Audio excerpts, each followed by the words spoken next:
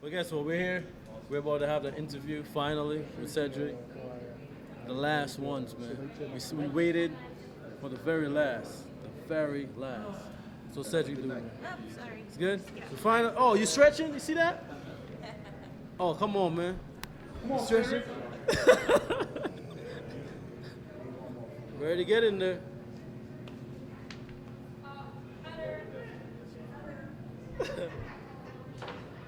Oh, it's being the securities. Sit and the chairs. See that? You ready for me? I'm ready for you, baby. You sure? After 2 hours. Yo, look at this. Look, there's nobody in here, bro. That's it. Hey, Huh?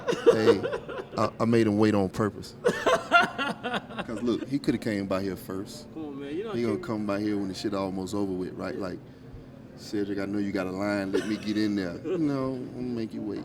Come on, man. You know I'm always here. I came earlier. The line was a raptor on the building. I don't know about all that. I stand in line. Yeah. Stand in line, man. Hey, listen. I think it was like this in Ohio too, right?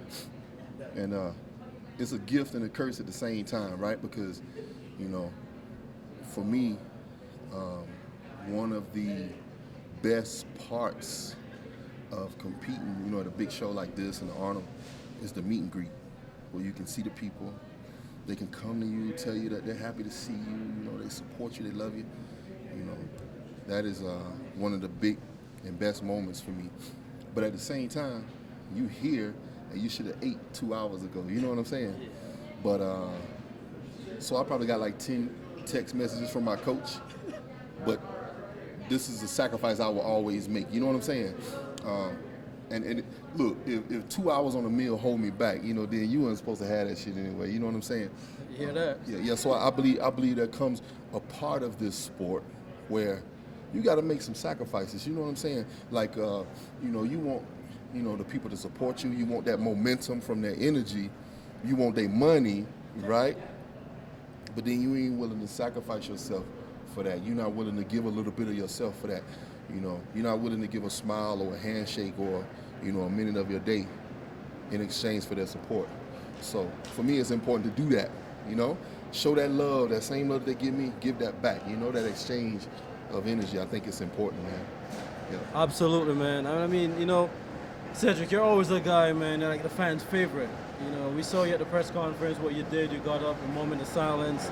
That was really honorable, man, from you.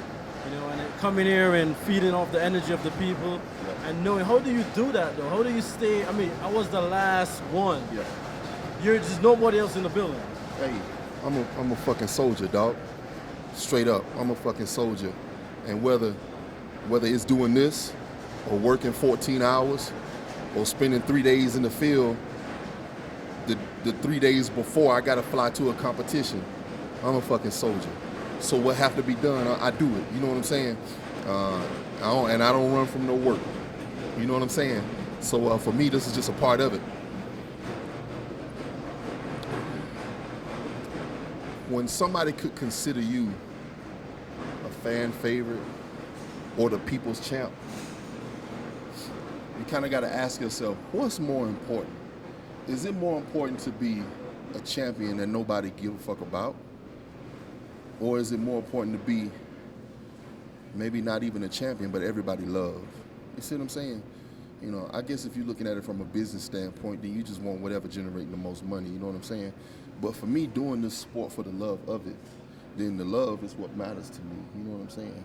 There is no way, it's impossible for me to have a line of people and then I'm like, all right, fuck y'all, I'm about to go eat, you know what I'm saying? I got to take care of that, you know what I'm saying?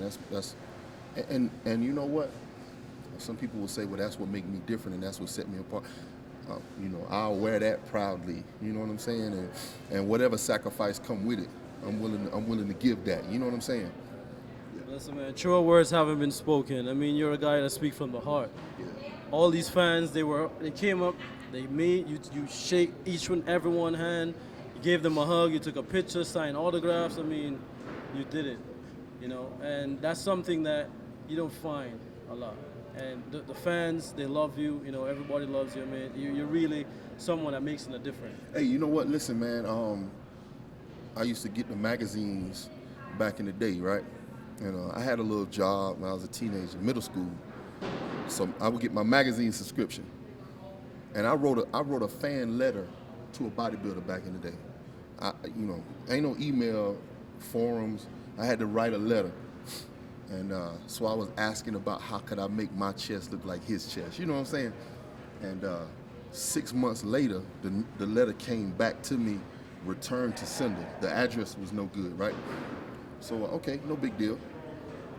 I seen this bodybuilder, 2013. I won a show in Germany, and I seen him, and he come to me, "Hey, Cedric, how you doing? Good job." Oh man, and I said, let me tell you, when I was 13 years old, I wrote you a letter, and while I'm talking to him, he was like, "God damn, that girl got a fat ass." And then so I stopped telling my story, and he never even noticed, and he started talking about something else. And I said, this dude wasn't even paying me no attention, right? And so I said, I never want nobody to walk away from me feeling insignificant to me. You know what I'm saying? I want for people to walk away from me with a good feeling, to feel like that was a good experience for them. You know what I'm saying?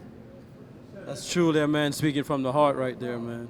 That resonates with the fan. Like, you see why he's a fan's favorite. So, I mean, what's to expect from you on the stage, over the weekend? All right, so look, people can say what they want about what Cedric looked like on stage, this and that. For a lot of years, I was chasing that conditioning because that was, the biggest criticism I was getting. And like I always say, this appearance that people call conditioning, sometimes it's just a matter of genetics, a matter of physical appearance. People who got crazy vascularity, they got that in the off season. That ain't no result of no diet. People that got grainy skin, that's just, they always have grain, And just like you might have a body part that need to be improved, upper body, lower body, whatever, conditioning can be another aspect that has to be worked on over time for some people, that just don't have it naturally. And I think naturally, man, my body is just kind of like smooth. You know what I'm saying? No vascularity whatsoever. Even if I'm 280 or 260, no more striations, no less. You know what I'm saying? And so I said, okay, well, in order to get this look that seems to be what the standard is nowadays, it's just gonna take time for me to try to develop that.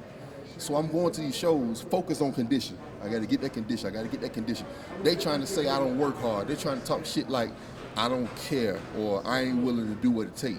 Yes, I am, 3 hours of cardio, no carbs, whatever. I'm doing that, you know what I'm saying? It ain't giving no better results, right? So we said, you know what? Let's try to take another approach, man. Let's just get big as fuck, So look, so like this right here. You in the off season and you 300 pounds and you in good shape. So then how you can't be in shape at 270, 260? It don't make sense. So we went into the Arnold trying to be as big as possible. Tight.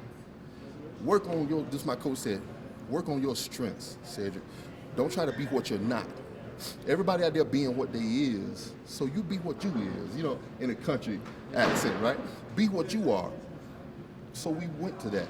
And everybody said, man, Cedric nailed his conditioning. Conditioning was the same as always, I was just bigger. You know what I'm saying? So we said we're gonna take that towards the Olympia. Try to get a little bigger, try to get a little leaner, a little tighter. So I think going into the Arnold, I spent half my diet trying to grow. And so going to the Olympia, I was already big, so I'm just trying to add on to it, you know what I'm saying? So I was able to have a little more size, and then I could spend my whole diet slowly getting lean versus spending half my diet trying to grow. So coming here into the Olympia, I'm gonna be leaner than I was at the Arnold, and I'm gonna be slightly bigger than I was at the Arnold. So all I could do at this point is hope that it's enough to get me, into the first call out is where I would like to be, because I would like to be compared to them top guys, compared to the best guys. Hey, if I get my ass kicked, cool, but give me a shot. Put me up there, let me go to work. Let's see what our bodies look like, side by side. Put me in the mix. That's what I'm hoping for. But guess what? Ain't nobody gonna give you nothing. So what I say is to try to make my body look good enough to earn being put in the mix. You know what I'm saying? So that was my focus. Not, I'm coming here to win. One step at a time, bro. Get up in the top joint first, then talk about winning. You know what I'm saying? So that's the step I'm at now. Let me get in the mix. Once I'm in the mix, then I can navigate, you know, where we go from there. You can't really navigate if you ain't never had a chance to stand beside these dudes. You know what I'm saying? You know, so that's where I'm at right now. So I think if people were satisfied with the way I looked at the Arnold, they're going to be even more satisfied with what they see at the Olympia. And that's what's important for me to progress, you know? Yeah. So you got it top 5? Hey, see you on some... Well, here, man. Let's just say this. I hope for the top 5 because I hope for that first call out so I can get them comparisons, you know. Whatever happens, you know, that's going to be up to the judges, the officials, and all that stuff. And, you know, you don't have no control over that. All you can do is try to look the best you can. Yeah. And I can't say I will be looking, you know, the best that I can. And so, you know, that's how we going into the show. Well, there you hear it, man, from the man himself, Cedric McMillan. Hey, top 5 first call out. Hashtag put Cedric in the first call out. Hashtag put Cedric in the first call out. If you got Jim Mannion email or cell phone, text him, email him, put Cedric in the first call out. Steve Weinberger, call him, text him, email him, put Cedric in the first call out. That's what we're looking for. All right? Oh, there you hear it from the man himself. So it's Craig Barton. I'm here with reportinggeneration9.com. We're over here at the 2017 Olympia with Cedric McMillan. Cedric, thank you, brother. Thank you, brother. We tired, boss. We's tired. Listen, man, look. There's nobody else in here. Look, nobody else in here. It was good. All right? Peace.